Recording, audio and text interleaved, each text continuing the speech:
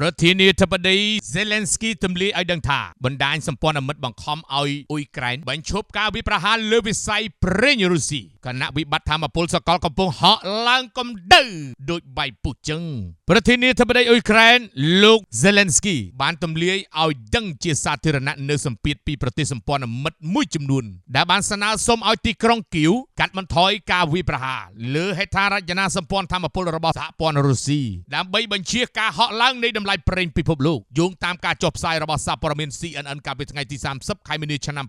2026បានឲ្យដឹងថាលោកប្រធានាធិបតី Zelensky បានបញ្ជាក់យ៉ាងច្បាស់តាមរយៈសារសម្លេងផ្ញើជូនក្រុមអ្នកសារព័ត៌មានកាលពីពេលថ្មីៗនេះបន្ទាប់ពីមានវិបត្តិថាមពលសកលកើនឡើងយើងពិតជាបានទទួលសញ្ញាពីសម្ព័ន្ធមិត្តមួយចំនួនទាក់ទងនឹងការកាត់បន្ថយនៅកម្រិតការវាយបកដែលកំណត់គោលដៅលើវិស័យប្រេងនិងថាមពលរបស់សម្ព័ន្ធមិត្តរុស្ស៊ីពិតមែនទោះបីជាមេដឹកនាំអ៊ុយក្រែនរូបនេះមិនបានបញ្ជាក់ចំឈ្មោះប្រទេសដែលបានផ្ញើសញ្ញាបង្ខិតបង្ខំនោះក៏ដោយក៏ប៉ុន្តែលោកបានលើកឡើងនៅលក្ខខណ្ឌតបវិញយ៉ាងមុតមាំថាអ៊ុយក្រែននឹងឈប់លុះត្រាតែរុស្ស៊ីឈប់ជាមុនសិនលោក Zelensky បានសង្កត់ធ្ងន់ថាប្រសិនបើរុស្ស៊ីត្រៀមខ្លួនបញ្ឈប់ការវាយប្រហារលើវិស័យថាមពលរបស់អ៊ុយក្រែនយើងក៏នឹងមិនវាយបកលើវិស័យថាមពលរបស់ពួកគេវិញដូចគ្នាអ៊ុយក្រែនត្រៀមខ្លួនសម្រាប់រាល់ទម្រង់នៃបទឈប់បាញ់ទាំងអស់ការទម្លាយព័ត៌មានក្តៅៗនេះកើតឡើងស្របពេលដែលរុស្ស៊ីបានបង្កើតយុទ្ធនាការទម្លាក់គ្រាប់បែកយ៉ាងធ្ងន់ធ្ងរលើស្ថានីយ៍អគ្គិសនីក្នុងទីក្រុងនានា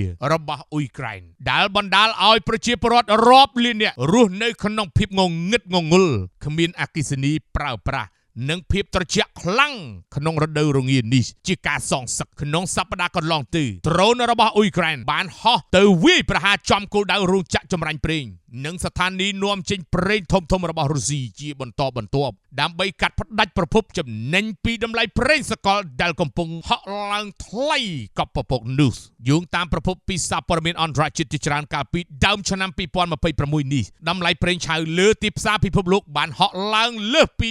$100សហរដ្ឋអាមេរិកក្នុងមួយបារ៉ែលរួចទៅហើយដោយសារសង្គ្រាមនៅក្នុងតំបន់បច្ចឹមបូព៌ាដែលជាហេតុធ្វើឲ្យសម្ព័ន្ធមិត្តរបស់អ៊ុយក្រែនបារម្ភពីស្ថិរភាពសេដ្ឋកិច្ចរបស់ពួកគេហើយ